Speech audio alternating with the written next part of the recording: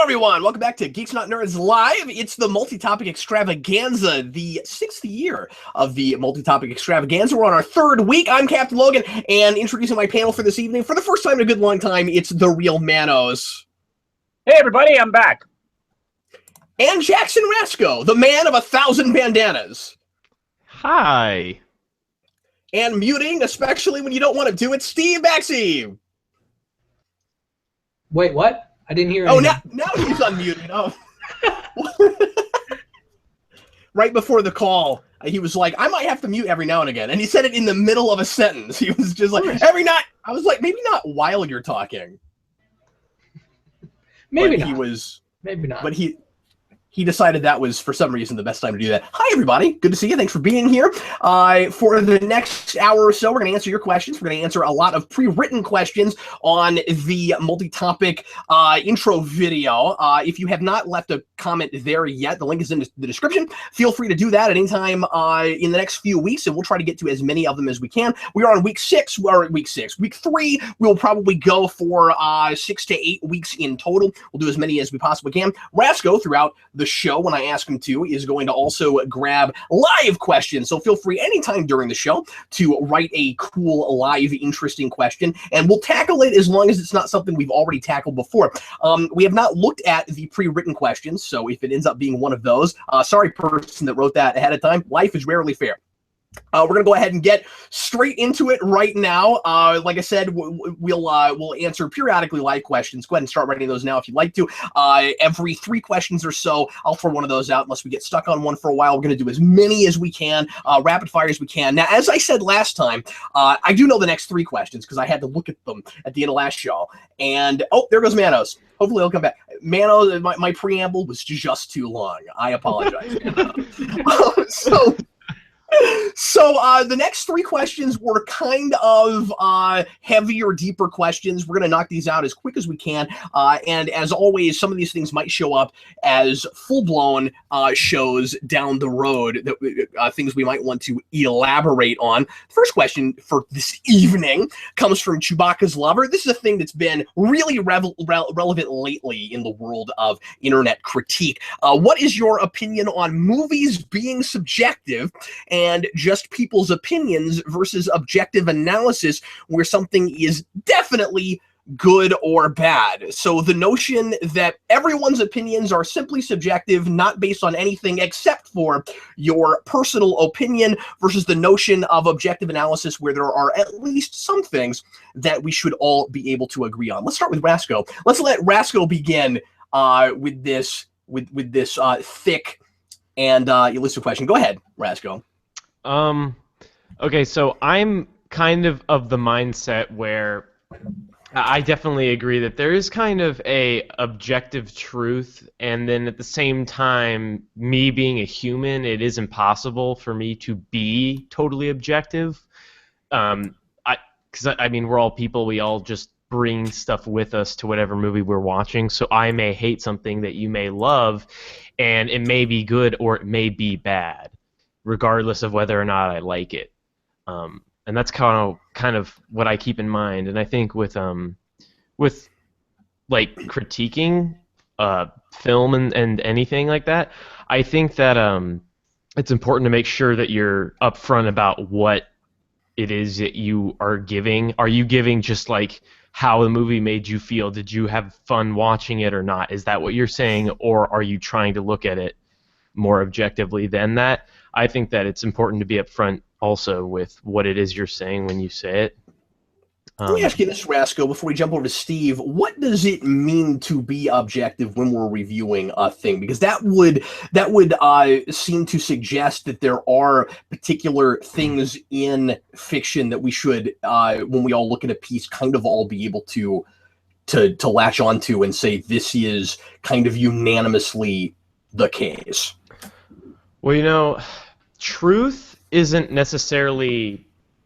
You don't get to truth by finding consensus necessarily. Just because a bunch of people agree upon something doesn't make it the case. But there is something to be said when you look at trends that exist amongst movies or just anything, books, comics, trends that exist amongst ones that are considered like critically beloved and stuff like that, there are certain things that you're going to find amongst those films, and typically it's that they had a list of things that you'll go down and you'll be like, oh yeah, this film has this, all these other films do too, and it doesn't mean the films are similar. It means that there are certain things that it is just, in most of the time, it's important that a film addresses in some capacity, and that's just, it can be obvious things like non-two-dimensional characters or something like that. Like, it can just be anything.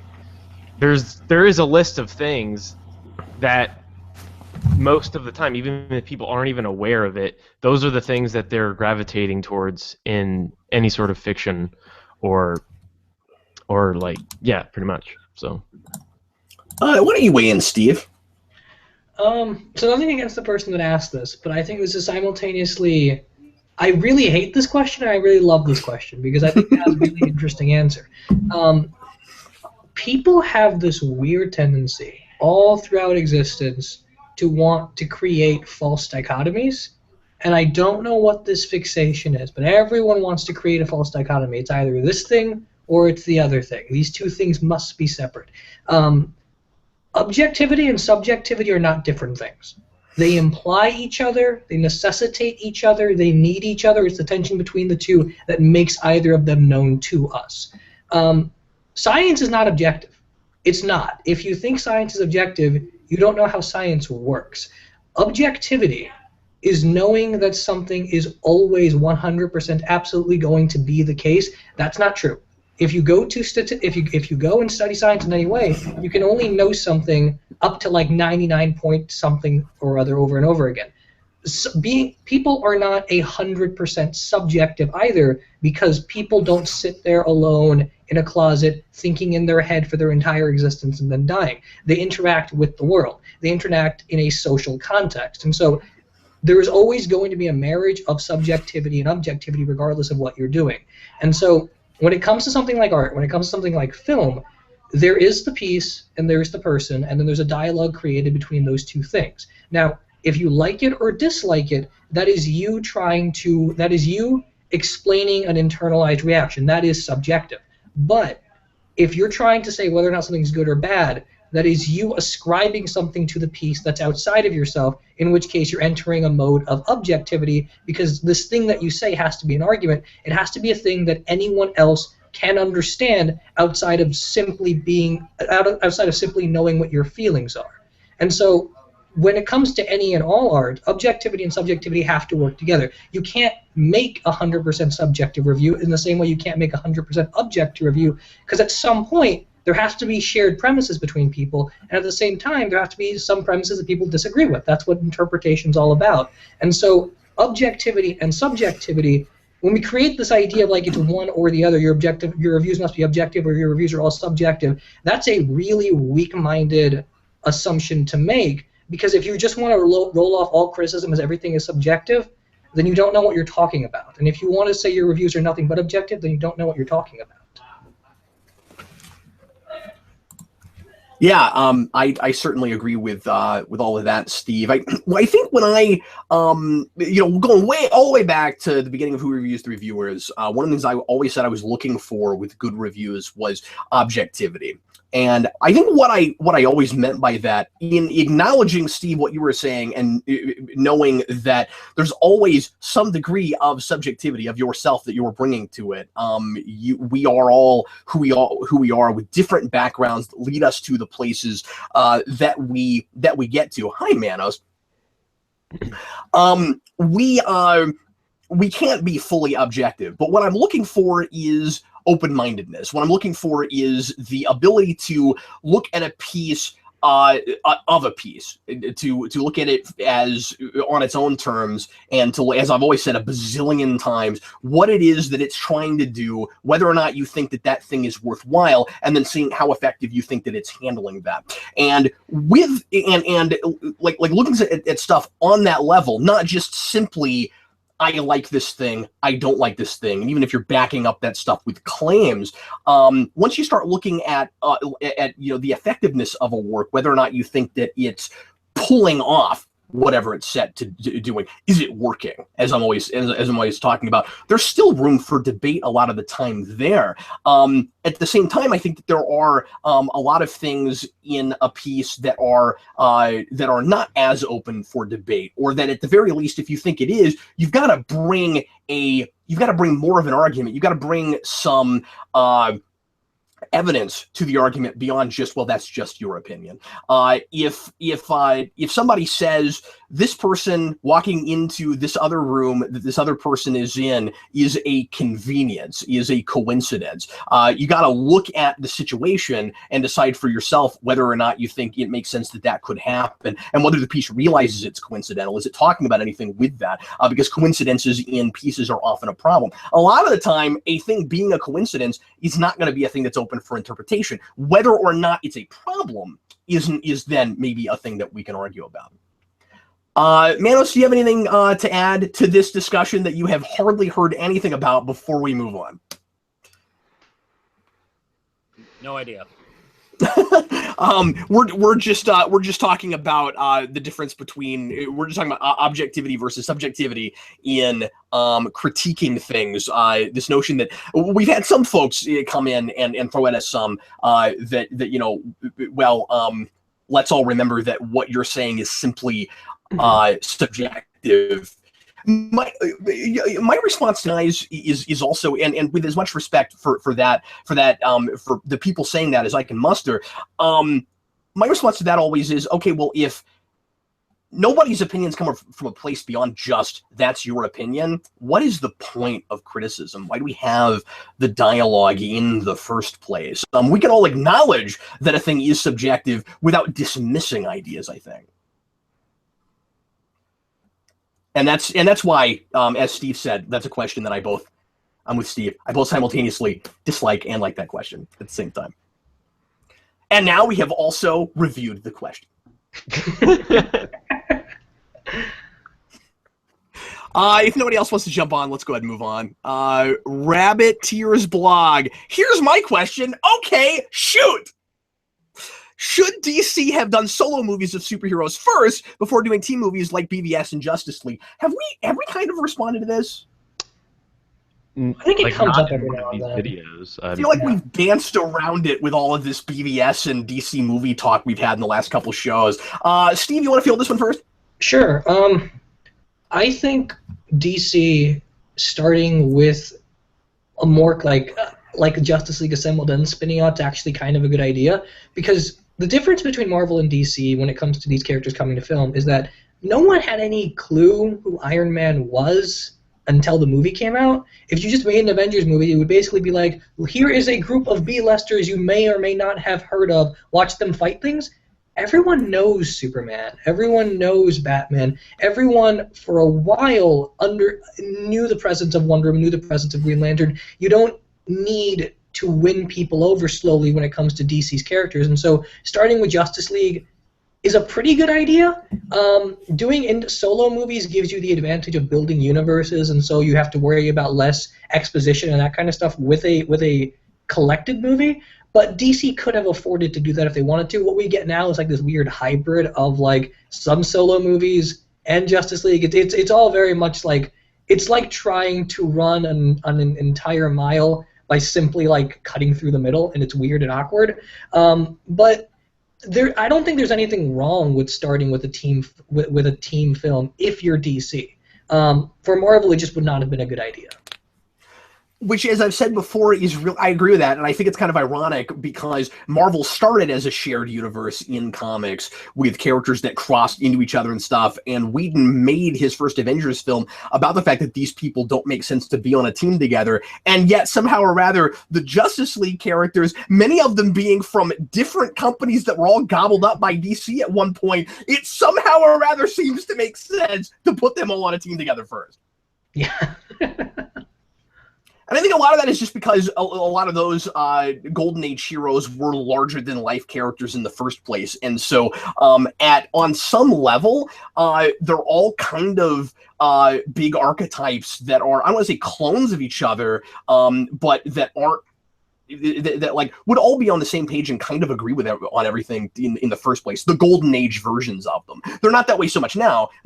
A lot of that is because, of course, we with DC reacted to the Marvel method and integrated some of that line of thinking into the way the stories are told, and so now they're just more complex, nuanced characters with their own unique personalities, and they come to things differently.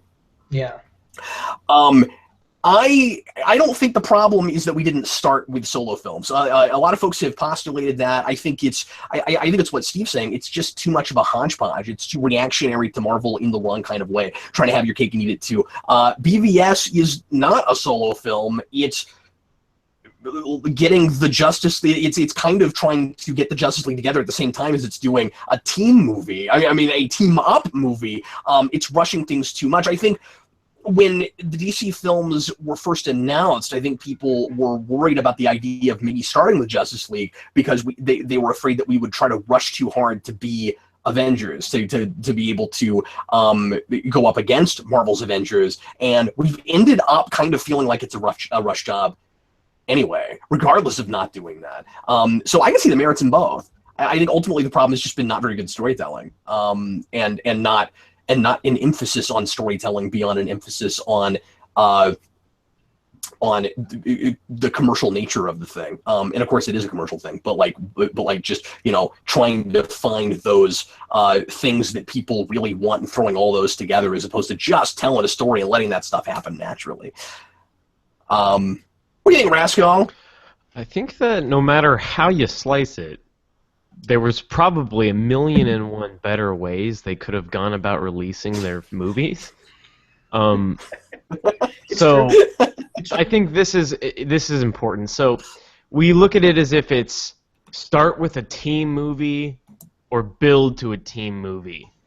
Like, do we sprout the universe out of a team film or do we build to the team film?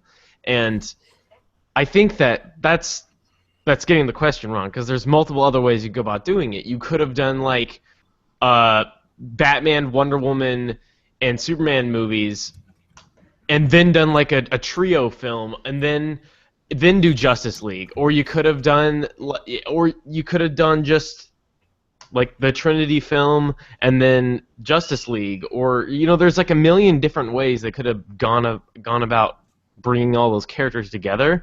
And I just feel like Zack Snyder would have had a lot more fun if instead of telling the story he was telling in BVS, he was telling a story about just Superman, Wonder Woman, and Batman getting together. Like, I think he would have enjoyed that a lot more as well. That would have been suited to him a lot better, I think. So, I don't know. I just think there's probably 1,000,000 ways you could have planned out the film release schedules better. Here's an idea. What if, and again, this is rewriting the movie, but what if they got together in that movie, made a thing called the Justice League, and then they got some more members later? What if Batman, Superman, and Wonder Woman made a Justice League, and they were like, hey, there's like these other people that have powers and stuff. We can add them to it. Why would, I don't think anybody would mind a Justice League movie that was just those three, and then you had a sequel to it, or we doubled it. And this time definitely doubled it because we thought we were going to have 7, but only Geekvolution united the 7. We didn't do that. We didn't do that there. United the 7 thing, like with everything knows in Justice League, there is no 7th person, right? Pretty sure we're the only people still talking about that. Yeah. Okay, cool. Yeah. Make sure Manos, dead joke. Manos, if you can hear us, do you think that we should have started with solo films or started with a team movie?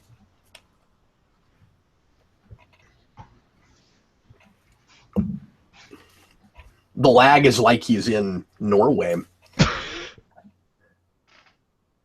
Manos, can you hear us? I could hear you when you were all talking, and now I can't hear you so great. What was the question? Should we have started with solo movies with DC or a team movie? Yeah, I can't hear you now. Okay. Well, unfortunately, we'll have to go ahead and move on then. Okay, so I feel like so we'll do one more question before Rasco gives us a live question, and I feel like we've kind of tackled the superhero fatigue question a little bit. This is a slightly different question than the last time it was asked. Andrew Follett, do you think that the current state of DCUE is causing superhero fatigue. And this is another thing that people keep asking a lot that I think we should briefly tackle. It's related to the last question. Is it, are the BVS and now Suicide Squad just this year, are people already getting really burnt out on superhero? How are those things going to affect other companies, or are they? What do we think real quick? Because this is a thing we've tackled a little bit.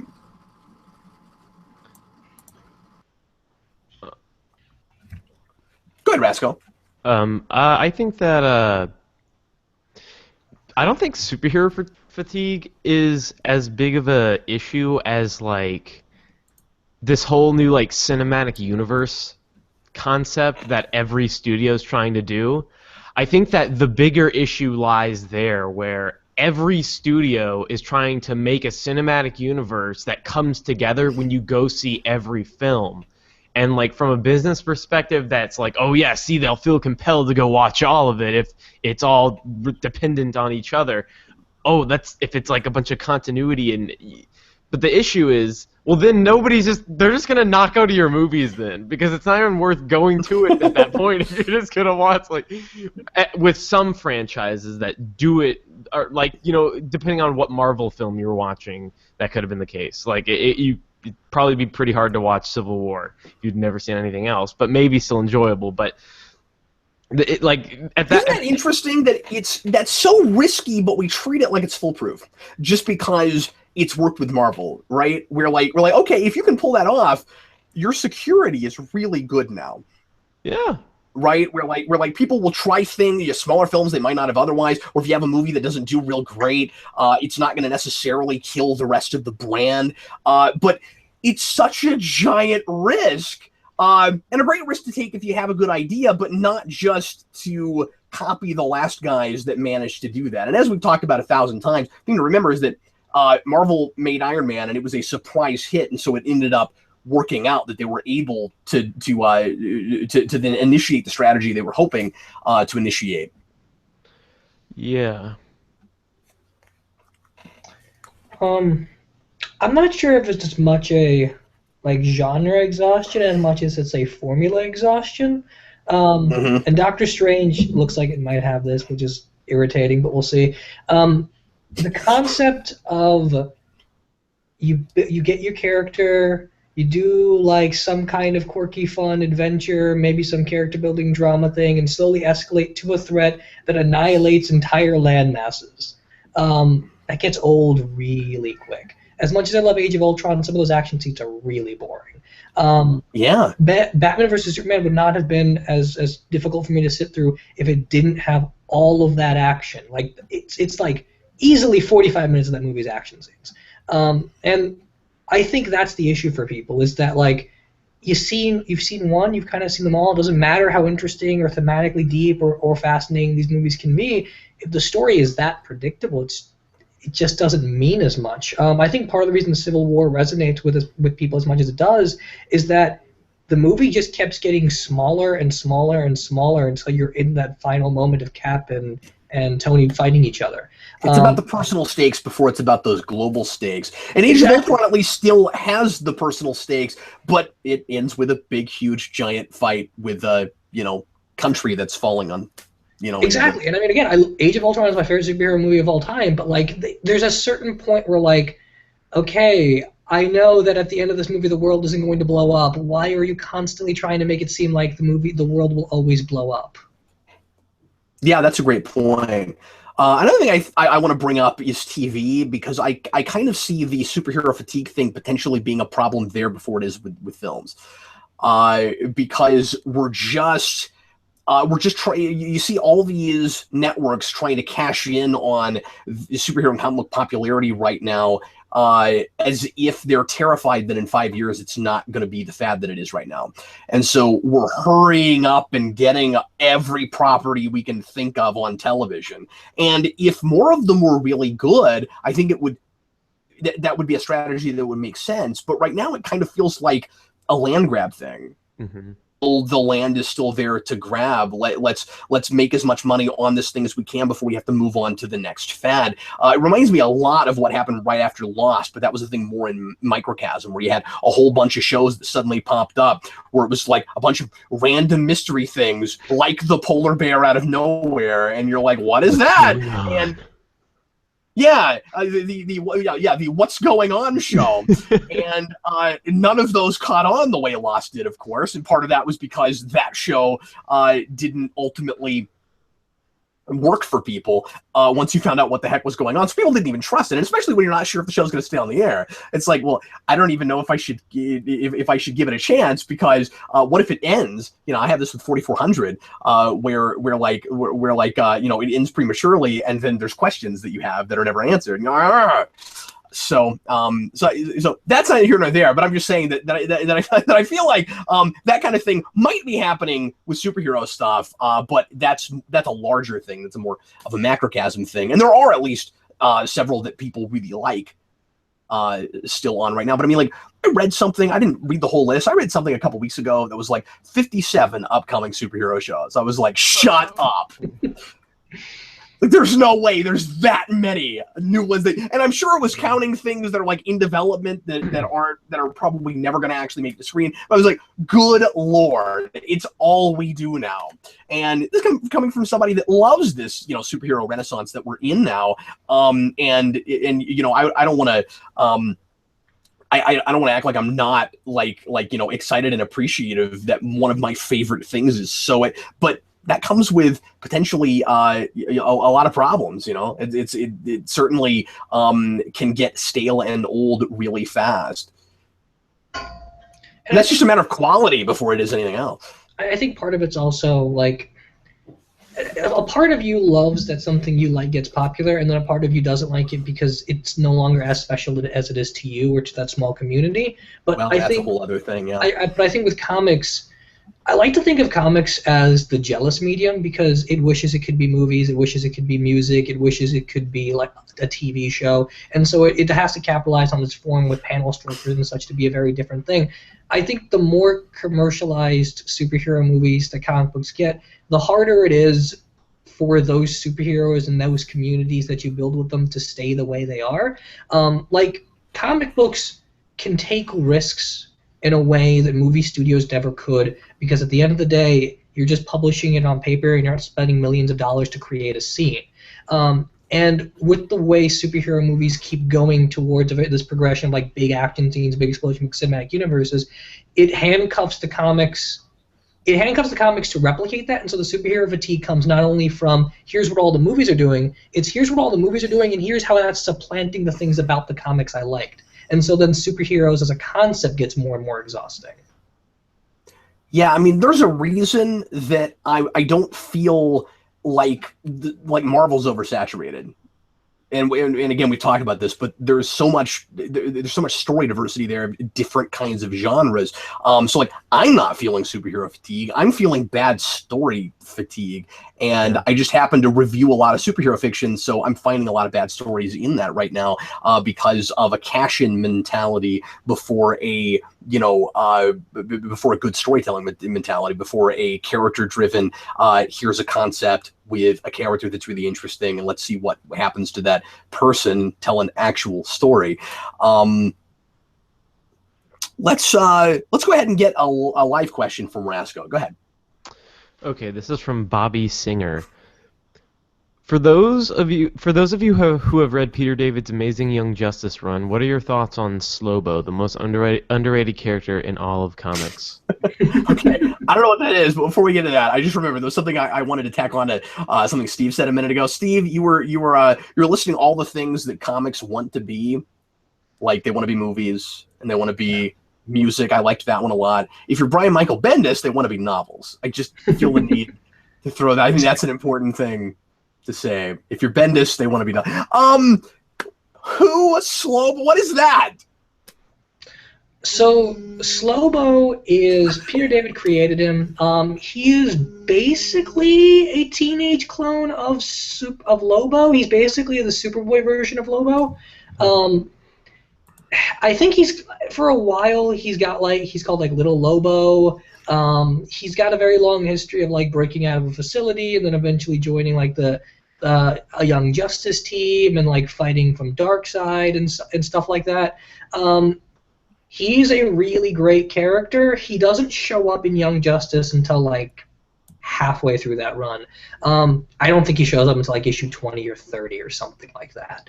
But when Slobo shows up, he steals the show. He's hysterical and awesome, and I love him, and I wish we did more with him. Well, I've never heard of that character. I gotta look into them. He looks exactly like Lobo if a 8-year-old dressed up as him. He's great. That's fantastic. Going back to the pre-written comments, super cool G-Man 1. What do you think makes the perfect video game character? Earlier I had a discussion with my friend on how horoscope zodiac signs are effective in a character's personality traits. I'm not going to read this entire question.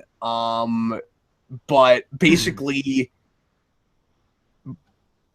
the question is just, what do you think makes for a really good video game character? I guess as opposed to other kinds of characters. And I guess it depends on the genre, right? I mean, because like video games are just like any other medium in that when we're talking about storytelling, in that, you know, what you would call the perfect character for yourself personally, I guess, for an RPG would be different than it would be for like an action game or something. It's hard for me not to want to answer what do you think is the perfect like game type before character, you know what I mean? Because like video games are about characters usually. I mean, like, you know, I play a thing on PlayStation 4 called I Am Bread, and your character is a piece of bread. So sometimes it's an animate object, much more often than it is in fiction.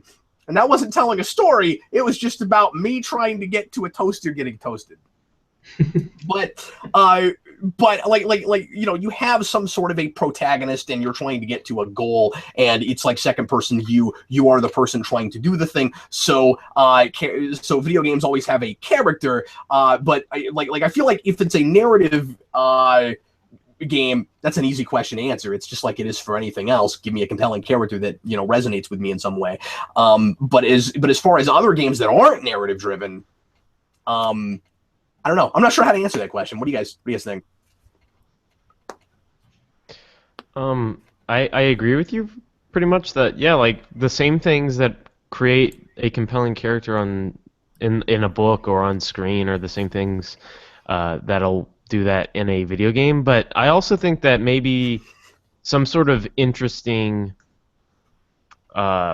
perspective that is gained through the eyes of a certain character. So like a character that has a perspective worth experiencing reality through is also like something, I guess, that you would look for in a cool video game character. Other than that, I don't really know. Yeah, I agree with everything you guys are saying. I think the one characteristic I'd add that any good video game character needs, no matter what you're playing, is visual personality. I think a video game character, you know it's a good character if just by looking at a picture of them you can tell the type of person they are. Especially with the way video games have become lately, I think it's really important that everything around the character, all of the visuals are all complementary. Like Jack from Jak and Daxter looks like he belongs in that universe. You know his personality type, you know the kind of archetype he builds on just by looking at him, and I think that's crucial. But sometimes juxtaposition and anachronism is good too. That's what Mario is. That's true, yeah. You take a random plumber and you put him out. Like the thing about video games for me is I feel like it's a case-by-case thing where I have to just sit down and play it.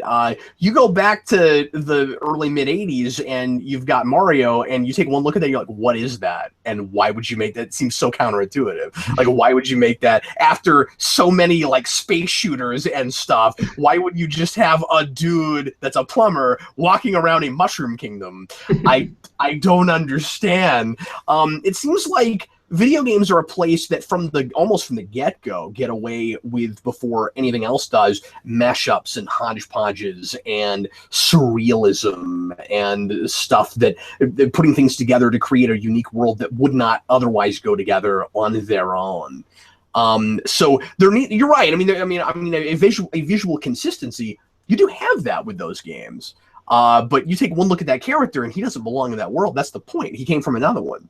Yeah, I mean, and then again, the character. Then in that case, like the character comes from how he relates to the rest of the universe. So, like, it's still a visual thing of like you're conveying what kind of thing you're playing simply by being able to look at it, which is the big advantage video games have. Is like you can judge it by its cover, so to speak. I mean, I think to some degree, I still say if I took one look at that game, and I never played it before, I'd be like, why would I play that? I don't understand why would I play that. Maybe now that Mario is bigger than Mickey Mouse, but back then, we're gonna say Resco. I think they maybe just like tried to make shapes that you could like somewhat identify as like real world objects. So they were like, if we arrange the pixels like this, it kind of looks like he has overalls, which makes him look like a plumber. And so like they were just like struggling to create things that they could make in real life. Like, oh, we can make the shape of a mushroom, and stuff like that. So like perhaps that's what it was. Who knows? I think I might have just stumbled upon a more concrete answer for myself, and this is just me personally, because the kinds of things I like. But like for me, I think the perfect video game character is getting as far away from the real world as humanly possible. I mean, like I love Sonic the Hedgehog, and characters like that, Pac-Man, and I'm not saying that it has to be like cartoony and silly, but like I like the big over the top stuff, or even like science fiction things and stuff. I really like Hitman, and games like that. Like I kind of want to get into a world, and more so than fiction, when I'm playing a video game that does not look like the one I live in. Although Hitman does, it just has that one. Okay, so I also like simulated murder, apparently. I think most people do. Lydia Cabarros, could you see a Blue Beetle solo film in the future? And if so, who should direct it and star as Jaime Reyes? I can't write off any superhero as getting their own movie anymore. I feel like this is the inverse of a question we answered maybe a long time ago. I'm on a open forum where we're talking about characters that should not get movies. I think everybody is potentially fair game at this point. It's hard for me to even point to a character in comics and go, that was a stupid idea and no one should have ever done anything with it. There seem to be characters, this seems to be at least like that one pretty decent run, and if not, it was a good idea and nobody's done anything with it yet. That seems to be what I see for the most part. It's like a character where there's not a great run, or I wouldn't have thought that you could do anything with it, and somebody actually did something kind of cool with it, except for like maybe some like really tiny BC D-list characters that even then sometimes end up getting, their own comics and even movies. But like I guess maybe a better question would be, is Blue Beetle something that should happen in the near future? Or is that a thing that needs to start on a team? I tend to think maybe Teen Titans ought to happen first. Yeah, it'd be nice to have Teen Titans before we get specifically into Jaime Reyes' Blue Beetle. It's weird because I mean Blue Beetle movie, yes. Jaime Reyes, yes, but can we have Ted Kord too? Yes. Because I love Jaime Reyes. He's an amazing character, and off the top of my head, I can't think of like a director or like a Spanish actor that could play him. But I could very easily just say like Ted Kord on film doing his thing would be the greatest thing ever. He'd be Superman's personality with Batman's resources. It'd be great. It might be a good answer for DC to Ant-Man also, right? Where you do them both in the same movie, and you have it be a legacy thing, and you have Ted Kord kind of teaching the ropes. That's like at the risk of doing a clone of Ant-Man, that's probably the way I would tackle it. Rebirth had a really good idea of, and I think they got this from Brave and the Bold, and Young Justice used this a little bit too. Rebirth had this really good idea of Jaime Reyes is Blue Beetle, but he's being mentored by Ted Kord. So if you want to get both of those together, it's great. And then it'd be great to do that as a contrast to Ant-Man, like you said, as opposed to the Atom, because I think the Atom's got a very different mythology than Ant-Man. And if you just throw him on screen because he's another shrinking guy, it might not be the right kind of contrast you're looking for. Yeah, Ant-Man's and especially because he's been all over the TV shows, and because they made the mistake of not giving him his shrinking ability before Ant-Man in the movies.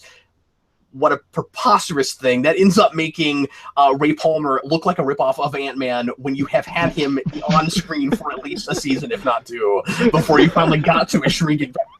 I didn't What know. were we? I didn't know Adam was on TV. I thought that was rip-off Iron Man. Right. I think it's haven't both. seen the Well, Atom that's- anywhere. I don't know what you're talking Okay. about. The Atom hasn't been anywhere since cartoons.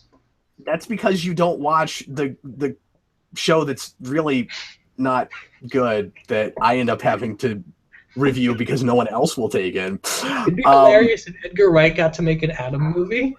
I still love Katie Lotz. At least I get to watch her do something on a show every week. But and now I got to deal with an even longer season of that show. Anyway, maybe it'll get better. I don't know. The Atom is on that. I have to give that, and he also gets big in that show.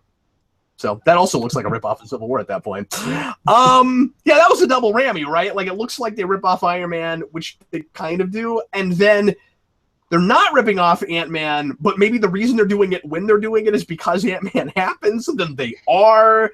So yeah.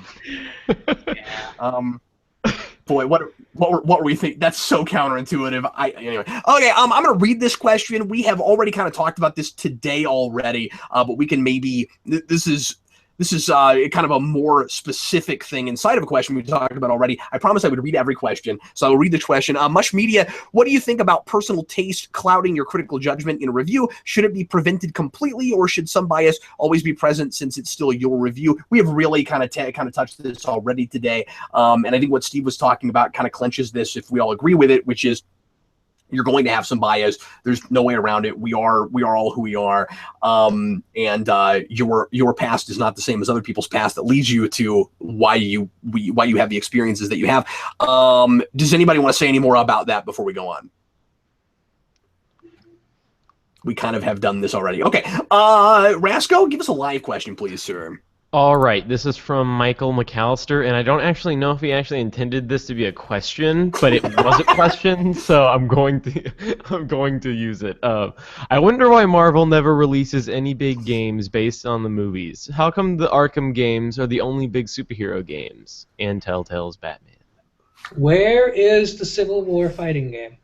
Yeah. Where is a Marvel cinematic fighting game? I'm with you. That needs to happen. And yeah, and I don't care what it is. It could be kind of a Smash Brothers clone. It could be like Marvel versus Capcom. It could be a 2D fighter. It could be a 3D fighter. I don't care. Where is that? You're absolutely right. And I don't mind if Marvel Cinematic wants to go really goofy with some stuff too. Like, I'd be totally cool with like small buys, big heads, give them a Mario Kart racing clone. They can do anything they want to. I mean, that's that universe. It gets super dark. It gets super light. Make dark games, make light games. From what I have read and heard, it seems like it has to do with Disney versus Activision and some other companies that had the rights. Did Activision do any of the early Marvel Cinematic? I'm not sure. I think so. Yeah, I think they did. I think they did the Captain America Thor games. I'm not sure if they did the Iron Man games. The two of those. Yeah.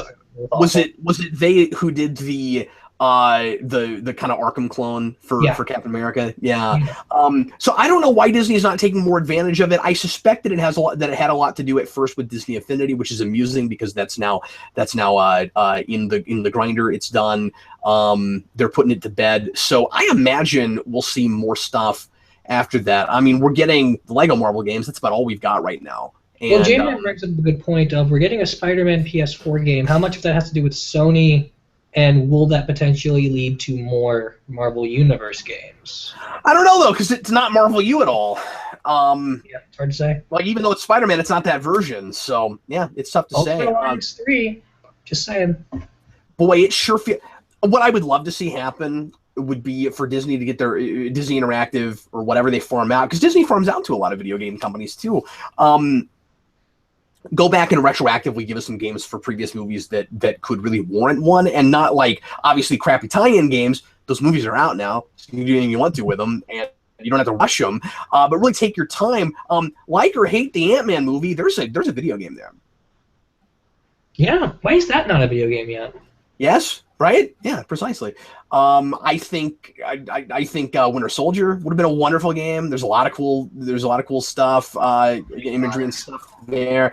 It'd be a really good spy thriller game there. I mean, like there have been some pretty good 007 games. That seems like a natural thing to do.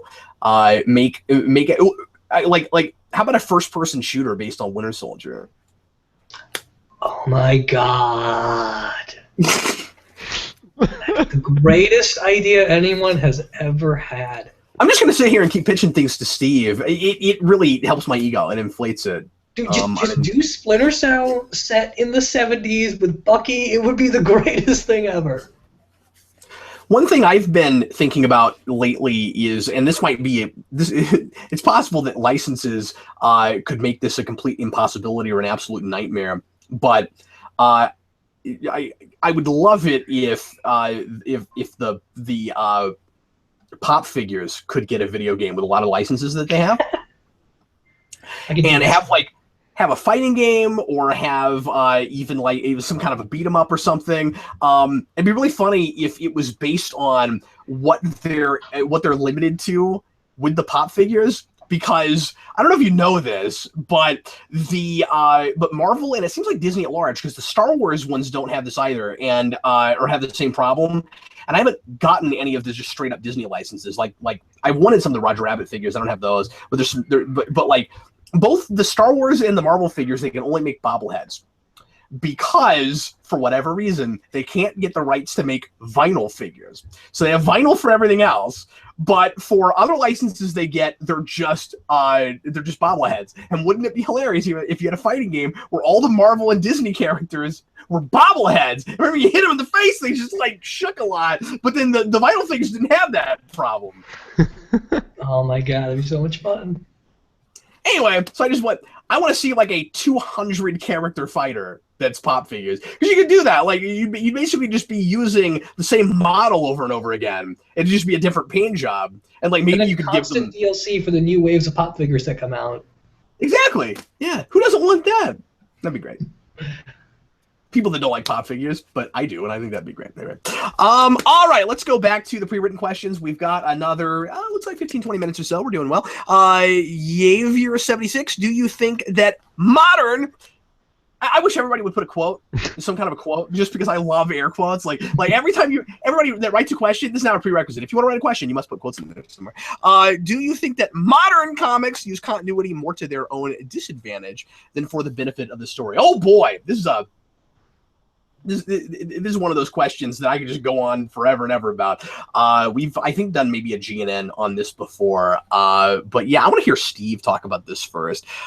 Steve, is continuity a detriment is it a hindrance before it's a help? So I love continuity. I think continuity is amazing. I was listening to a Tom King interview where... Oh no, I know. I know. Because I'll read a story and I'll be like, that's amazing. Like, yeah, but you didn't read this thing that makes it not work. Exactly. Tom King had an interview once where he was talking about New 52 and he was talking about bad comics specifically, and he was saying that like part of the reason comics are more difficult to rationalize as purchases and why things like New 52 don't work as well is because with the way comics have been constructed for the past like 20, 30 years, the universe is its own character. If you're reading a book where someone dies and the ramifications aren't felt elsewhere, it makes the universe feel a little more phony. And I really agree with him, because it's very difficult to go in and read something where like Batman is having 6 different adventures at the same time, despite that always being a thing. When I'd much rather things like Tony Stark becomes an alcoholic who's living on the street, and the Avengers book deals with that, the Captain America book deals with that, the Daredevil book deals with that, not because it alters their story, but it alters the circumstances of the universe that these characters are living in. And continuity can be a shackle, because you don't want to necessarily say you can't write anything without first fact-checking 100 different things. At the same time, though, I think continuity is extremely important in differentiating comic books from other art forms, because that strict decades and decades of continuity creates so many different avenues. Like the Grant Morrison idea of hypertime, of like, you don't have to follow a strict path all the way down a river. You can look at the different branches out and just connect the dots. It doesn't matter if it's 100% consistent. You can utilize the fact that this character has been around for a long time. It makes licensed properties easier to deal with, because sure, it's not your toy, but it's a toy that comes with a million accessories. I agree with that. I think it can be, of course, an absolutely wonderful thing. I think there's huge problems with how it's handled in selling comics a lot of the time, in trying to strategize trying to make people have to buy more books than they really want to. Sometimes that has more to do with what we think is in a book, though, than what's actually in the book. But also at the same time, as I can really appreciate that world building and how all those characters' separate worlds affect the rest of them, and creating this really immersive reality. I also sometimes just want to read a good one and done story where I don't have to know anything else that's going on with anything. And you can say, well, there are a lot of really good stories that do build on things and have a lot of interconnective tissue with other stories that you still wouldn't have, like that creates another layer if you're paying attention to that stuff and if you've been reading for a long time, but it's not required in order to understand the story. And at the same time, and I can appreciate that, but I'm also a short story guy. I'm also a one and done. The whole universe is in those 20 pages, and I want comics to be able to do that too. I think the art form is so versatile because you can have stories told upon stories over decades. That can become one big, long, amazing, immersive tale, but also what you can do with a visual medium with words and pictures in 22 pages can be absolutely amazing. And we do not do enough these days with singular one-and-done stories that do not require anything else around them. And I think obsession with continuity and using that as a crutch to sell books has gotten us too far away from that, especially with the formula of the 4 to 6 issue arc. So that's the negative side to it.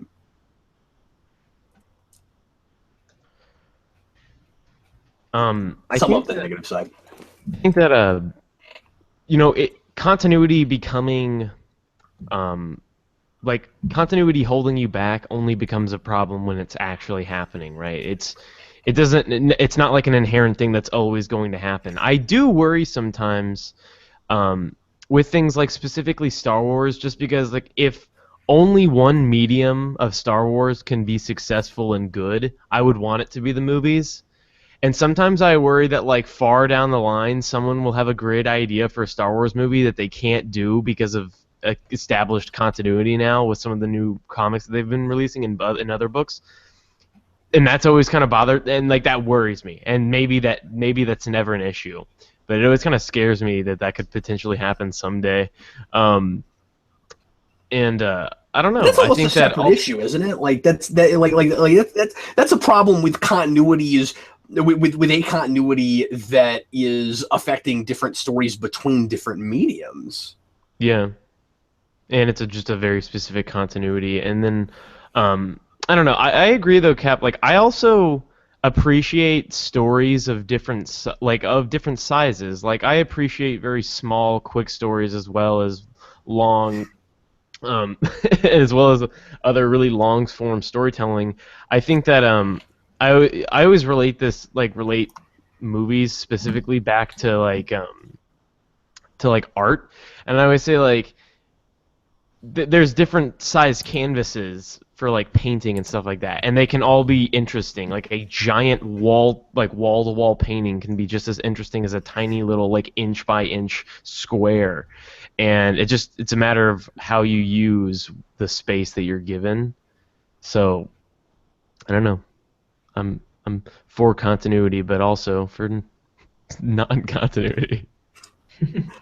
Yeah, I'm not for ignoring it, but I'm for being able to tell stories that don't require it. And like in order to know that, you would have to still probably read before you write a thing. When you're talking about a writers and artists at comic houses, especially when we're talking about the big two with eons of continuity.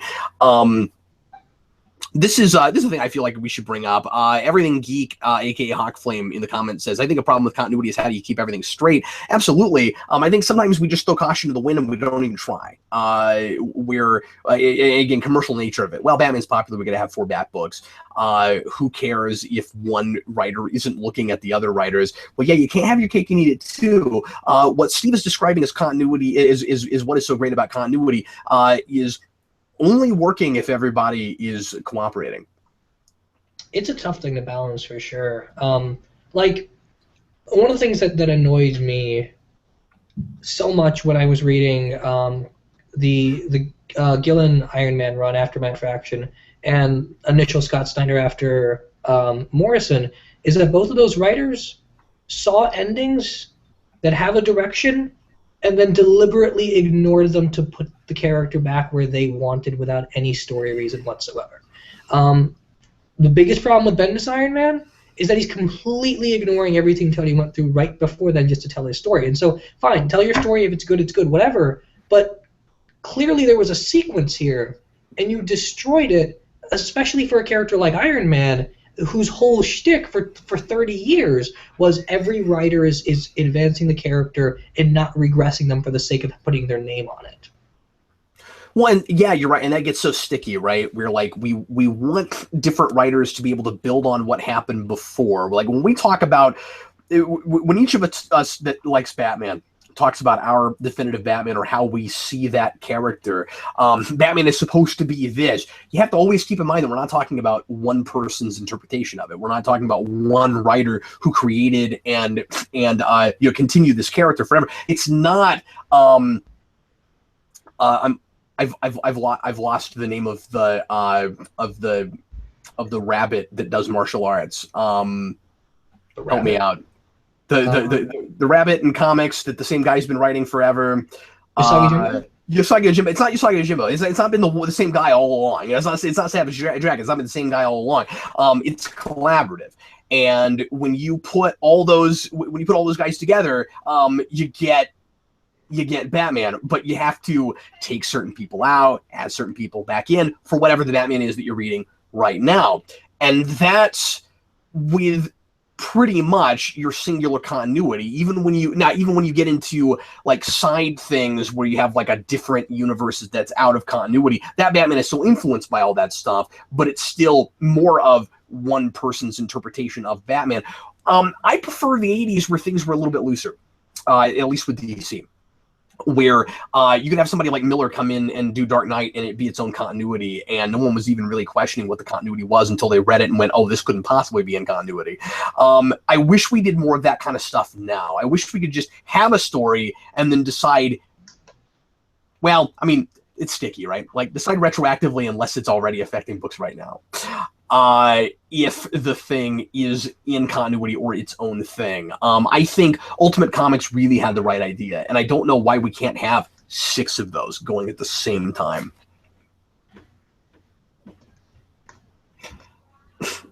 Yeah. And I also don't think that those always have to be a big universe with a whole bunch of other things in them, and that ended up being the problem with Ultimate. But I just like, and I think DC before Crisis somewhat had the right idea, except things got too complicated, they thought, and so they had to reboot. But like, where if you don't like regular continuity Huntress or Batman or whoever, you go read the Earth 2 one and maybe you like them better. I like that. I like having those options. I like having those different takes on those characters at the same time, and that's still continuity, and you still do great things with those continuities. Yeah. But those universes don't have to talk to each other necessarily. If we just kept What If going, I feel like a lot of this frustration with continuity would be mitigated. And Elseworlds. And Elseworlds, yeah, both of those. Yep, absolutely. Well, there we go. Steve and I just fixed comics. We just fixed comics. Moving right along, we fixed comics. Elijah Wilcott, are you guys at all into the Wildstorm universe? I have not been.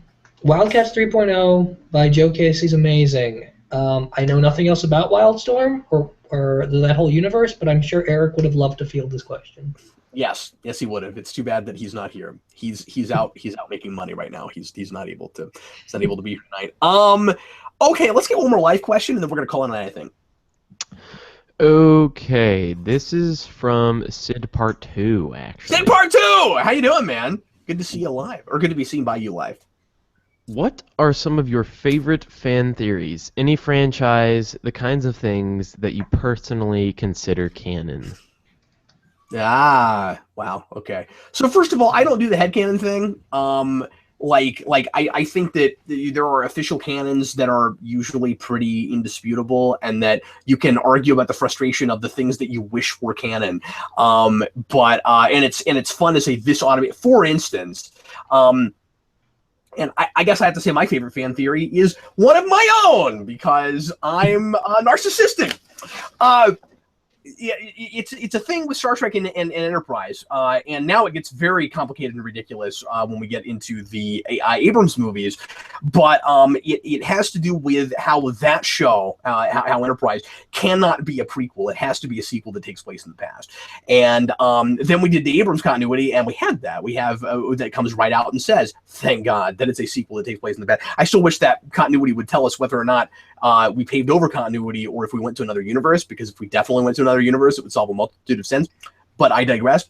With Enterprise, we have the NX-01 launch like 100 years or something before we're supposed to meet the Klingons, and we make a big deal out of how they're not supposed to launch yet, and that the thing that makes them launch is because of a temporal Cold War. It's because of factions from the future that go to the past that affect stuff. First of all, if you're going to make a prequel show, that should not be your time travel show. What are we doing? But I came up with a theory, and I won't get into it, a long time ago, called the three timeline theory, where I had deduced that three different timelines of Star Trek had happened, and that at different points in Star Trek you're watching one of these three timelines, and it actually kind of all comes together and ends up making a lot of sense, but it's not actually canonical. At no point does the thing come out and tell us this. So I was never delusional about it. I was never like Enterprise is a series that takes place in the past. It should be. It has to. It doesn't make any sense otherwise, but they pretend like it's what really happens before TOS, so I guess I have to take that at face value, even though it's stupid. But anyway, that's my favorite. Steve? I'm not much of a fan theory guy. I don't know. I guess my favorite stuff is more like interpretations. Like, I always like to think that Batman killed the Joker at the end of Killing Joke, or like I always like to think that Batman did eventually get over his parents' death somewhere in the middle of his continuity. Like with Dragon Ball Z, like I always loved the notion that despite his dad being dead, Vegeta still calls himself the Prince of Saiyans as opposed to King. I don't like having explanations for them, but I like reading into those like little details that don't seem to matter. Well, what's fun about that is that some of that is interpretable in the first place, right? Yeah. Where like it's kind of inviting you to do that, and that's a place where you can sort of have a headcanon in that you get to the end of a thing, or even as you said, sometimes in the middle of a thing, which is interesting. But especially with something like Killing Joke, where you get to the end and it's an ambiguous ending. I don't care that Moore says it's not. The piece stands on its own. It's an ambiguous ending. If Grant Morrison says Batman killed the Joker, it is now law of the land. Now I know Rasco really likes the fan theory thing. Why do you say that? Because you're constantly coming up with them. Or at least you're maybe not theories so much as theories of things that you think are going to happen later. Maybe that's more of what you like to do. Yeah, and then sometimes I'll think of what I think is better, and I'll think that the movie's going to do what I think is going to be a better decision, and then they don't, and I don't know. But yeah, okay, so I've got one that I don't know if we can say. It's really weird because this is one that I don't think has ever been just clearly stated by any of the people involved with the film, if this is the case or not. This is just like it's remained a mystery. But in John Carpenter's The Thing, so that was obviously the remake of The Thing, I guess, but it's the one that everyone knows. So at the end of that movie, you're left with two characters, and the whole premise of The Thing is there's an alien monster that it can eat you, and then it can become you once it has eaten you. And so there's all this paranoia about who is the alien and who's been eaten by the alien, who hasn't. Like, is this person real or not? And you're left at the ending of the film with two characters, and you're like, oh, who is one of them? The Thing is one. Are they both?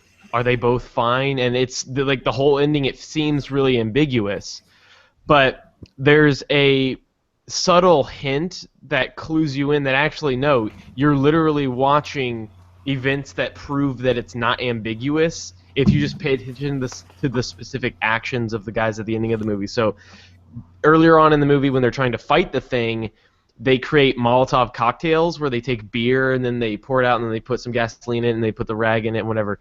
And at the ending of the movie, one of the characters hands the other character a beer and the guy drinks from it. And all of the beer, they turned it into Molotov cocktails, so they couldn't... if he was drinking from that, the only way that would have worked is if he's obviously the alien and he doesn't know what beer tastes like because he is the alien, so he takes the beer and he drinks the beer, and like the movie's saying there, like, yep, and that was how you know that character is infected, the other character's not. And it's just, I don't know, it's right there. It's gotta be the case. So, yeah. Yeah, that's really cool. And I've only seen that movie once, so I don't remember that. It's a great movie. Oh my god, it's awesome. But that's really interesting because that sounds indisputable. It's gotta be, but it's and weird. They do it on purpose. Yeah. Well, all that's just being nuanced. You know what I mean? Like, yeah, I would agree. Like that's just intentionally not being too blatant and expecting your audience to, just expecting something from your audience.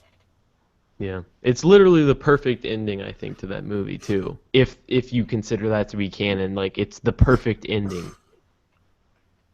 Well, that's fun because like you as the fly on the wall can tell that this is going on, and the other people around them, that if they're still actually people, would not necessarily know that. They ought to, though. They ought to, wait a minute. All that beer, we poured it out. This is lemonade. In fact, I think like really the only way that movie could end is everybody looking at each other, oh, holy crap, we're dead. Yeah, Eddie Dean, that's right. The thing came from a short story by John Campbell, and I think the early '50s called "Who Goes There," which I did a paper on in college. Which is a really good story. Yeah. It's so weird because, wait, that's the story, yeah. But then there was another thing called The Thing from Outer Space. That's not the same thing. Are you sure they're not related at all? Because clips from The Thing from Outer Space are literally in the movie The Thing. Like that really? movie's content is canon with The Thing. So I know there was a movie version of Who Goes There that was called, I think, something different. I can't remember what it was called. Okay, so it's the Who Goes There novel is the novel, and then there's The Thing from Another World, which is the initial loose adaptation. Okay. And then there's one called Horror Express, which is another adaptation. I've never heard of that. Thing, and then the fourth Thing movie, which came out in 2011, which was a prequel. Which is a prequel. It's so weird. Thing is one of the weirdest continuities because if you watch the first Thing, The Thing. Wait, what was it? What was the title? The Thing from where, Steve? Was it The Thing from Another World? Yeah, The Thing from Another World. See, I thought you said outer space. Yeah, I did say that. That's a different thing. I knew it was from something. Okay. Yeah. But like in the movie The Thing, in John Carpenter's The Thing, there's like video. They're watching tape footage of scenes from that movie, and then The Thing that came out in 2011 is a prequel to the first Thing, so they're like, it's like the last movie that happened is first, and then they all happen or actually no, it is in the middle. Never mind. Too much theory. Never mind. The Thing overcomplicated continuity. It's my point. I like this comment real quick. J-Man says, fan theory, Batman actually kills people, but in his head, he only beats on them and takes them to jail. And he's not actually dressed like a bat. He's just an angry person in a black ski mask. I like the idea of doing a Batman, not like every version, but doing a Batman that is delusional enough where, like, he thinks that that like he can manage to not beat people to a bloody pulp and never accidentally kill someone. That's always a problem in Batman stuff, right? Where like if he kills someone, he's afraid he'll go over the edge and he'll want to keep doing it, even if it happened accidentally. Okay, you are the luckiest person alive. Yeah, I mean, if you don't, because like people are fragile, dude. Like, and keep in mind, like go back to the animated series, Man Who Killed Batman. Like that guy gets lucky and accidentally drops Batman. Batman just is happens to be a guy that's good enough at getting himself out of tight situations that he escapes. But like if that guy can just trip someone and they fall to their doom, like Batman is gonna leave people in his wake all the time. And I mean, there's always that weird line of like, at what point is killing someone a mercy as opposed to beating them senseless? Well, there's that too, yeah. And then it's just a selfish thing. It's a lot more about Batman than it is them. It's not an altruistic thing or a selflessness thing. It's I have to. Yeah, it's all about how he feels about himself. It's I have to be able to justify my behavior and feel good about myself, or and so that's where you get into questions of, is Batman as bad or worse than some of the psychopaths, because he also has this obsession that he keeps running away with himself with, and if he was just a normal person, like a cop with a gun, maybe he'd get more accomplished. Yeah, which is part of why I love the fact that Dick Grayson used to be a police officer for a while. I thought that was a genius stroke to take Batman's son and put him into the system and see how that alters the crime fighting.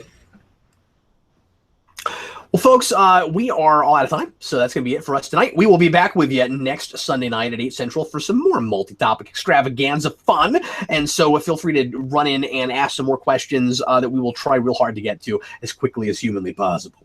Also, tomorrow night, Monday night, 10 o'clock Central Time, Lo and I will be with you for New Comic Late Night. We'll be talking about all the books that we read for over the last 2 weeks. So come for that. Lots of cool stuff on the docket for that. I have not started reading anything yet, but there's a couple things I'm really excited about. The new Ninja Turtles ongoing came out. Power Rangers #6. Okay, I guess that's the one thing I've read so far. That was pretty cool. And I'm trying to remember, the first issue of Supergirl came out. A lot of good stuff. So, or a lot of stuff that I'm hoping is good that I've been looking forward to. Thanks a lot for watching. We'll see you again next week. I'm Captain Logan. This was Steve Baxi. Good night, everybody. And Jackson Rasco. Peace out. And I'm Captain Logan once again saying good night. Good night.